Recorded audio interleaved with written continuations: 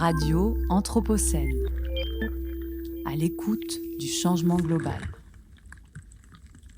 Bonjour à toutes et à tous, je suis Clara Lyonnais-Voutaz, en direct de Radio Anthropocène, et je suis ravie de vous retrouver pour un nouvel épisode de notre émission La chèvre et le chou. Jusqu'à présent, nous avons parlé de poules, de chevaux, de moutons, de punaises et plus largement d'insectes, de plantes aussi, et de la manière dont toutes ces espèces pouvaient ou non circuler en ville. N'oublions pas alors celles qui circulent dans les airs, peut-être plus librement que d'autres, celles qui sont en général appréciées, valorisées, qui sont source d'émerveillement et de rêves, celles qui sont, parfois tout autant que les humains, présentes dans l'environnement sonore du quotidien, les oiseaux. Ils sont très sensibles aux variations de leur milieu et favoriser leur présence revient à favoriser celle de nombreuses autres espèces. Les oiseaux représentent ainsi de bons indicateurs de l'état écologique d'un milieu. De nombreuses études ont aussi montré l'attachement que les citadins associent aux oiseaux. Bien sûr, il existe des exceptions, mais ils sont globalement bien plus appréciés et plus facilement acceptés que d'autres espèces, notamment à proximité des habitations. L'oiseau apparaît alors comme un moyen d'entrer en lien avec la biodiversité urbaine, même lorsqu'il n'est pas visible. Il pourrait, en ce sens, permettre de révéler de nouveaux liens aux espèces qui composent les villes et, pourquoi pas, offrir une aide pour mobiliser les citoyens en faveur de la protection de la biodiversité des villes. Pour aborder ces questions, nous accueillons aujourd'hui Héloïse Belay, qui est doctorante en géographie et aménagement à l'université Jean Moulin Lyon 3. D'ordinaire, Héloïse pose des questions plus qu'elle n'y répond, puisqu'elle anime normalement l'émission. Mais aujourd'hui, nous allons lui donner la parole pour découvrir son travail de recherche et les questionnements scientifiques associés aux oiseaux urbains. Bonjour Héloïse. Bonjour Clara. Alors pour commencer, pourrais-tu nous présenter ton parcours et nous expliquer comment tu en es arrivée à ces sujets de recherche ?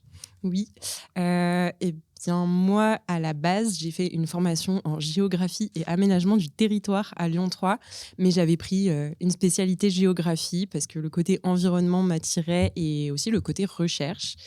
Et donc, à la suite de ça, j'ai pu faire un master gestion de l'environnement et c'est dans le cadre de ce master que j'ai pu commencer à vraiment faire de la recherche à propos de la biodiversité en ville. Alors, aux côtés de Marie-Lise Cotet, notamment en première année de master. Donc là, c'était plutôt travailler sur les relations citadins-biodiversité et sur les représentations qu'on se faisait des espèces en ville, notamment quand on a un jardin partagé avec plein d'autres habitants. Et en fait, à la suite de ça, en Master 2, Marie-Lise acceptait de me reprendre en stage et de travailler avec moi. Et elle avait envie de travailler sur la question sonore et notamment des chants d'oiseaux. Et en fait, c'est avec ce stage que j'ai commencé à m'intéresser à ce sujet, et notamment aux oiseaux, parce que finalement, avant ça, j'y connaissais rien. Et à la fin du stage, ça a été l'occasion de poursuivre en thèse pour creuser un peu plus et élargir ma recherche. Et justement, lorsqu'on habite en ville, on sait combien les stimuli sonores sont nombreux et combien ce sont des espaces bruyants. Est-ce que cela a un impact sur les oiseaux ? Alors oui, et à nuancer quand même, parfois non ou un peu moins. C'est une question que je suis en train de creuser un petit peu parce que j'observe que on projette un peu sur les oiseaux nos propres besoins et j'ai pas mal de personnes qui estiment qu'un lieu va être favorable aux oiseaux s'il est silencieux ou s'il n'est pas trop pollué par le bruit de circulation. Alors bien sûr, ça impacte les oiseaux déjà parce que ça recouvre leur champ. Donc forcément, il y a des espèces qui vont avoir du mal à communiquer entre elles et qui vont adapter leur chant. Je sais que les mésanges, par exemple, peuvent chanter plus aigus, plus facilement que d'autres oiseaux pour communiquer malgré le bruit de voiture. Mais on a d'autres espèces qui vont être moins impactées et moins dérangées par ces bruits-là. Les étourneaux, les moineaux ou les pigeons peuvent s'adapter assez bien aux bruits de fond ou aux bruits qui sont, on va dire, pas significatifs sur le plan écologique pour eux. Donc ça les impacte, mais pas toujours de la même manière que ça nous impacte. Et en fait, ça dépend des espèces. Ça va être variable. Et est-ce qu'il existe des mesures qui visent à réduire cette pollution sonore sur le modèle des mesures qui réduisent par exemple la pollution lumineuse ? Alors oui, comme pour la pollution lumineuse, on a les trames noires qui visent à recréer en effet des zones où on a moins de lumière, notamment la nuit. Pour le son, ça s'appelle les trames blanches. Je sais que le CEREMA a lancé pas mal de choses sur ce sujet et notamment il y a une thèse en cours pour constituer une trame blanche. À vrai dire, j'ai pas forcément... Alors, j'ai pas non plus énormément creusé les recherches sur ce sujet, mais j'ai pas vraiment d'exemple en tête où ça a été mis en place.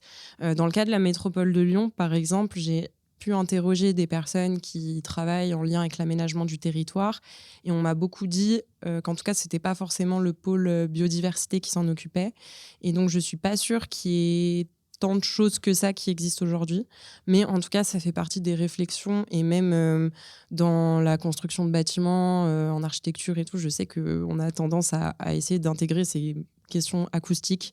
Donc ça peut être de la trame blanche pour la biodiversité, mais parfois c'est aussi sous l'angle du bien-être humain et ça va être plutôt quel type d'environnement sonore on aime. Mais voilà, pour la biodiversité, c'est réfléchir principalement des trames blanches et des zones où en tout cas les stimuli sonores ne vont pas déranger telle ou telle espèce. Et justement, pour en arriver aux citadins, que sait-on à propos des relations entre les citadins et les chants d'oiseaux ? Quelles sont les méthodes qui sont mobilisées jusqu'ici pour les étudier ? Alors, on sait déjà pas mal de choses sur le fait que les chants d'oiseaux sont globalement appréciés. C'est une source sonore qui est positive. Alors, il y a des exceptions, la corneille, le pigeon aussi, sont des chants qui sont un petit peu moins aimés que d'autres. Ça peut varier quand même. En tout cas, moi, dans mes entretiens, je me rends compte que c'est pas si tranché que ça, mais voilà. Et que d'ailleurs, c'est des choses qui sont préférées à d'autres sons, notamment anthropiques, donc produits par l'homme. Il y a aussi des études qui ont montré que ça participait au bien-être et que être exposé à des chants d'oiseaux ou plus généralement à des sons produits par la nature, c'est quelque chose qui pouvait améliorer la santé et le bien-être du coup des citadins. Donc voilà, c'est la plupart des études, elles disent vraiment, ok, les chants d'oiseaux sont appréciés et telle espèce va être appréciée et pas une autre. En termes de méthode, on a souvent soit des études qui vont être menées en laboratoire où on va diffuser des chants d'oiseaux ou créer des paysages sonores avec des chants d'oiseaux pour voir comment ça impacte les représentations que se font les habitants d'un espace. Et pour les études qui sont menées directement in situ dans des sites donnés, souvent elles se déroulent dans des parcs urbains. Et d'ailleurs, c'est un petit peu ça qui a fondé la suite de mes questionnements, c'est que au-delà de ça, donc, qu'est-ce qu'on sait d'autre ? Qu'est-ce qu'on sait de cette relation dans d'autres espaces que les parcs ou dans d'autres circonstances que celles où les personnes sont dirigées vers les chants d'oiseaux et vont écouter les chants d'oiseaux directement ? Et donc, de ton côté, quelle méthode mets-tu en place pour étudier ces relations ? Eh bien, moi, dans le cadre de ma thèse, j'ai, on va dire, deux méthodes qui ont été mises en place. L'idée, donc déjà, ça a été, dans un premier temps, de sortir de l'espace parc uniquement, donc de réaliser une enquête qui s'intéresse aux perceptions des chants d'oiseaux à un peu n'importe quel moment du quotidien d'un habitant et dans n'importe quel espace. Et donc, pour faire ça, moi, ce que j'ai fait, c'est de la cartographie, puisqu'en bonne géographe, on fait toujours des cartes. Donc, l'idée, ça a été de questionner pendant des entretiens les participants, de leur demander de parler à la fois d'un souvenir qu'ils ont de chants d'oiseaux dans la métropole de Lyon, mais aussi de parler de leur représentation en leur demandant, selon vous, quels sont les espaces les plus propices à l'écoute des chants d'oiseaux à Lyon, pourquoi ? Et avec une interface donc interactive et à l'aide d'une tablette, les participants pouvaient se déplacer dans la métropole de Lyon, zoomer et dessiner pour me représenter ces zones-là. Et moi, ça me permet derrière de localiser et aussi de catégoriser. Est-ce qu'on n'est que dans des parcs ou est-ce qu'il y a d'autres zones qui apparaissent et comment elles se caractérisent sur le plan du paysage. Notamment, j'ai croisé ça avec des données de végétation et des données sonores, voilà, pour voir si les lieux qu'on me représente sont très végétalisés ou pas, très calmes ou pas. Voilà, donc ça, c'est une première enquête. Et ensuite, la deuxième chose, c'était aussi de s'intéresser à l'influence que va avoir le niveau de diversité d'espèces sur ces relations, parce que, donc, comme je le disais, on sait quelles espèces sont appréciées ou pas, et on sait que les oiseaux sont appréciés, mais on ne sait pas forcément l'impact que va avoir le niveau de biodiversité sur ces appréciations de l'environnement sonore. Et ça peut être important parce que si on veut créer des espaces riches en oiseaux en se disant les habitants vont accepter un aménagement de l'espace plus favorable aux oiseaux parce qu'ils en entendront plus, mais en fait s'ils ne les entendent pas, peut-être que c'est pas le bon angle d'attaque. Et donc pour ça, j'ai créé des enregistrements sonores avec des chants d'oiseaux. Et en fait, je proposais au cours de mes entretiens des exercices d'écoute aux habitants qui n'étaient pas avertis du fait que je diffusais des chants avant l'entretien. Et donc, on avait un exercice d'écoute de l'environnement sonore brut, sans que je diffuse quoi que ce soit. Plus tard, un autre exercice où cette fois, je diffuse des chants d'oiseaux. Et enfin, un dernier exercice où je rediffuse ces mêmes chants d'oiseaux, mais où cette fois, on a enrichi avec de nouvelles espèces, de nouveaux chants. Donc, il y en avait plus que l'écoute précédente. Et donc, le but, c'est de demander aux habitants s'ils ont perçu plus, moins ou autant de chants d'oiseaux et si ça joue sur l'appréciation qu'ils portent à l'environnement sonore. Voilà. Et où as-tu mené tes enquêtes à Lyon? Puisque là, tu nous évoques des espaces. Est-ce que tu pourrais revenir un peu plus sur cette dimension? Oui.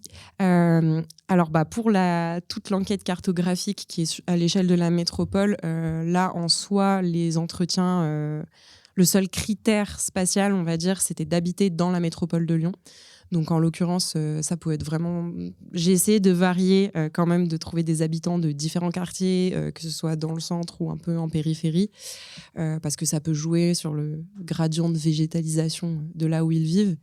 Et ensuite, pour les enquêtes avec les diffusions sonores, là, l'idée, c'était d'aller voir ce qui se passait à l'échelle du domicile.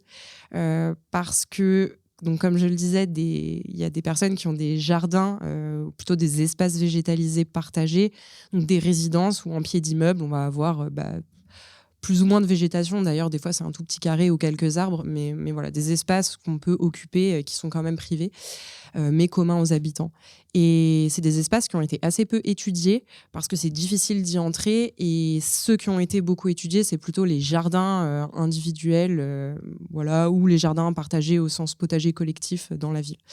Et donc, dans le cadre d'un projet de recherche qui s'appelait le projet collectif, qui est maintenant terminé, j'ai pu accéder à ces espaces privés parce que c'était l'objet d'études qu'étudiait la biodiversité de ces résidences. Et donc, moi, j'ai pu me rendre pour faire mes enquêtes plutôt sociaux sur ces aspects-là.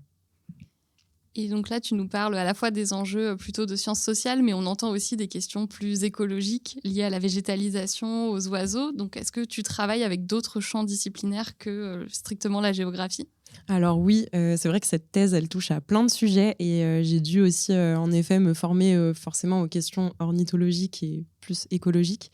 Donc évidemment, en fait, j'ai toute une équipe d'encadrement qui est pluridisciplinaire avec Marie-Lise qui travaille vraiment sur Marie-Lise Cotet à l'ENS de Lyon qui travaille sur les questions de représentation et de perception notamment de l'eau, donc qui a ce côté sciences sociales et qui m'encadre sur ces questions-là. Alors j'ai mon directeur de thèse Étienne Cossard qui lui nous a rejoint, qui est plutôt en géomorphologie à la base mais qui a des regards toujours très pertinents sur le sujet, donc c'est intéressant. Et donc bien sûr tout le volet écologique. Alors là on travaille beaucoup avec Bernard Kaufmann qui est à Lyon 1, qui est chercheur à Lyon 1, et aussi Thierry Langagne, chercheur en bioacoustique. Donc lui il est vraiment sur le sonore des oiseaux, mais pas que. Bernard, très spécialisé en écologie. Et on a aussi tout ce qui va toucher à l'écologie du paysage, les fameuses questions de qu'est-ce qui, dans l'environnement, permet de favoriser la présence des oiseaux ou pas, les questions de connectivité écologique, de comment on relie, par exemple, les jardins que j'étudie avec le reste de la ville. Là, ça va être plutôt Marc Bourgeois, à Lyon 3, qui travaille beaucoup sur ces questions-là. Et en fait, il y en a plein d'autres d'ailleurs, que ce soit dans le cadre du projet collectif, que ce soit toutes les personnes avec qui je peux travailler au quotidien au labo. Hélène Mathian sur les questions de cartographie, de représentation spatiale à l'ENS. Donc voilà, c'est grâce à toutes ces personnes aussi que j'arrive à apprendre un petit peu et à piocher tout ce qu'il me faut pour revenir sur l'aspect géographique, mais enrichi de toutes ces questions transversales. Et donc, si on en arrive à tes résultats enrichis de toutes ces approches, d'après tes recherches, quels sont les effets des chants d'oiseaux pour les citadins ?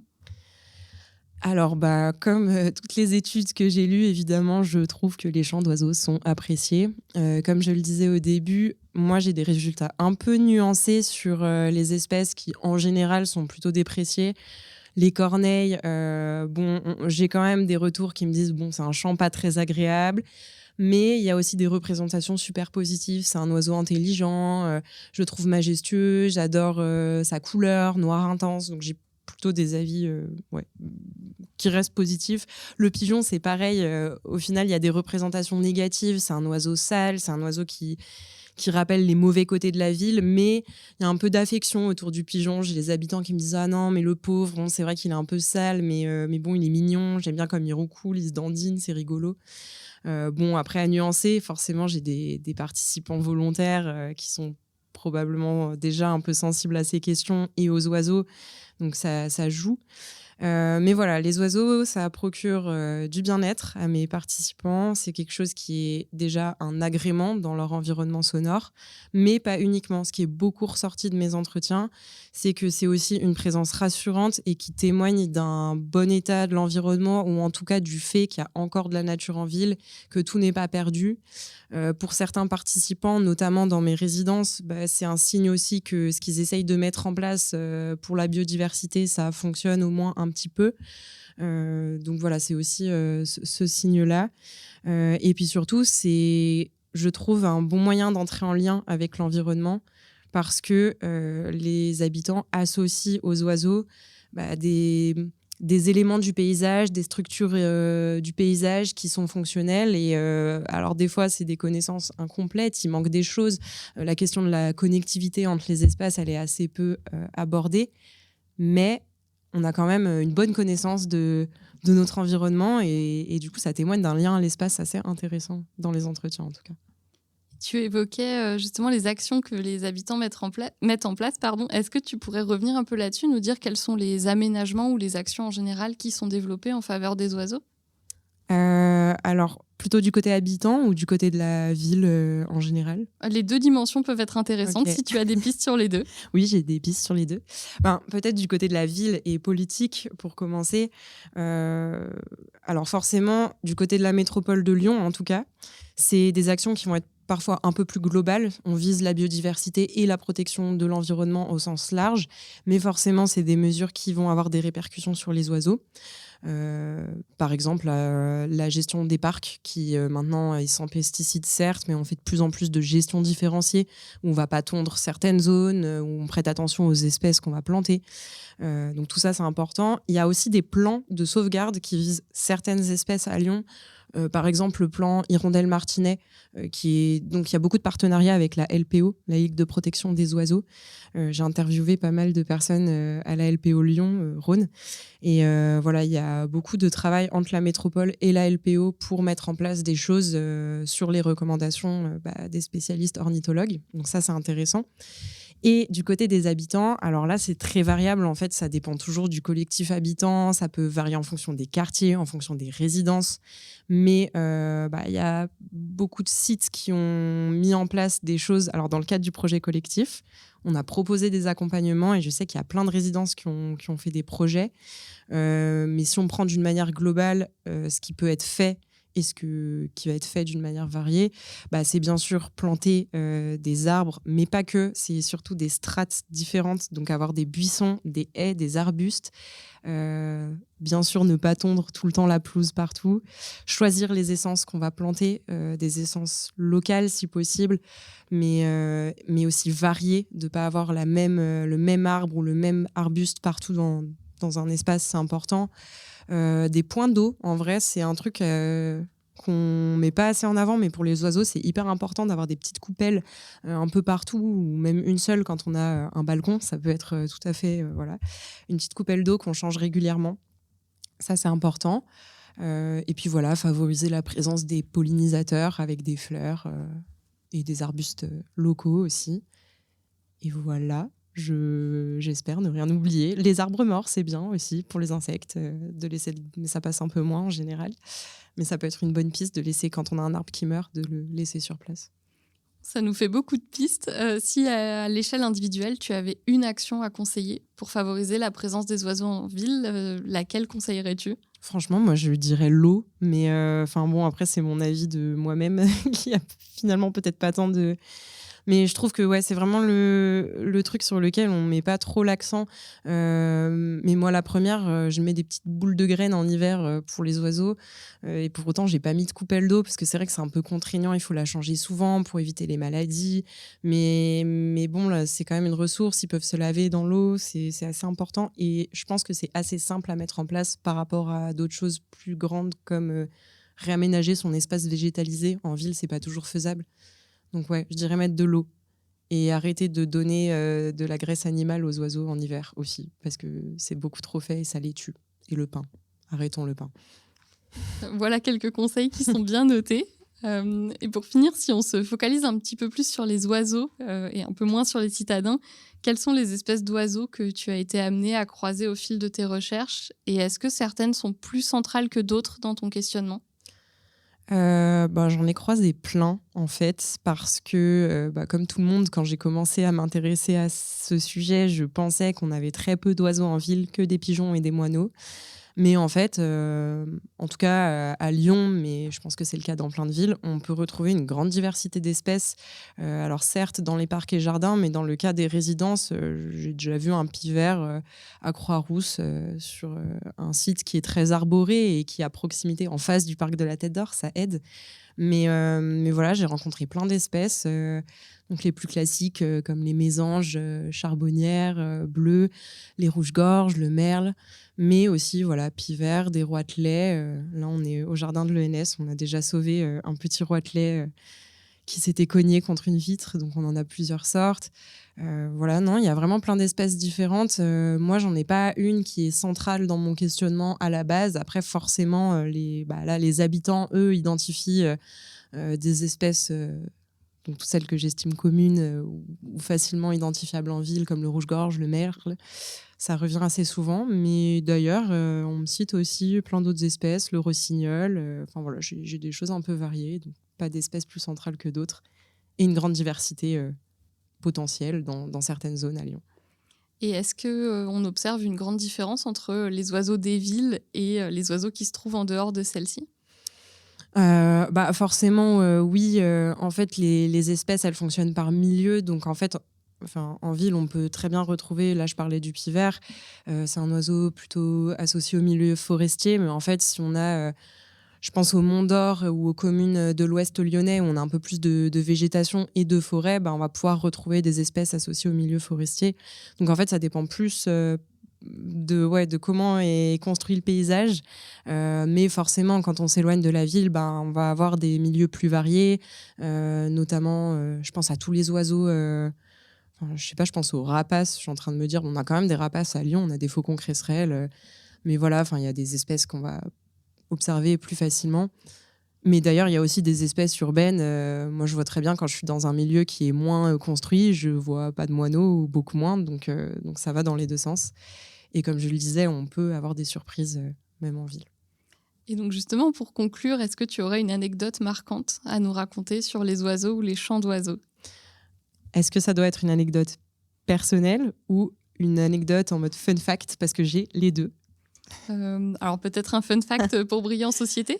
Ok, le fun fact qui peut donner de l'intérêt aussi pour les chants d'oiseaux, c'est que, et c'est un truc que j'ai découvert en début de thèse, mais c'est que les oiseaux ont des accents et ne chantent pas pareil en fonction des régions et en fonction des pays. Et donc un chant de mésange français ne sera pas le même déjà entre les différentes régions de la France et en fonction des pays. Et ça, c'est un truc qui aurait pu me causer problème pour mes enregistrements sonores, parce que pour diffuser à mes participants, j'avais besoin de prendre des chants d'oiseaux similaires à ceux qu'ils peuvent entendre. Et c'est là où j'ai découvert qu'en fait, les oiseaux ne chantaient pas pareil en fonction des endroits du monde. Voilà. Merci beaucoup Héloïse pour cette information qui nous permettra d'écouter différemment les oiseaux en voyage. Je l'espère.